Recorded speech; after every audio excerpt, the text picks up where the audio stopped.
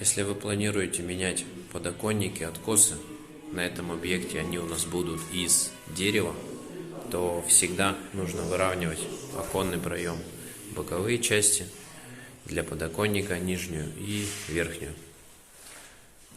Боковые и верхние части у нас отштукатурены, утеплили пеноплексом, отштукатурили, а основание под подоконник выровняли стяжкой. Стяжка вот чуть-чуть у нас просела.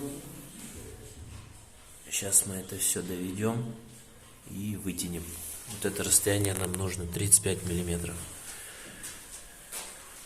Вот такие дела. Обязательно это нужно делать.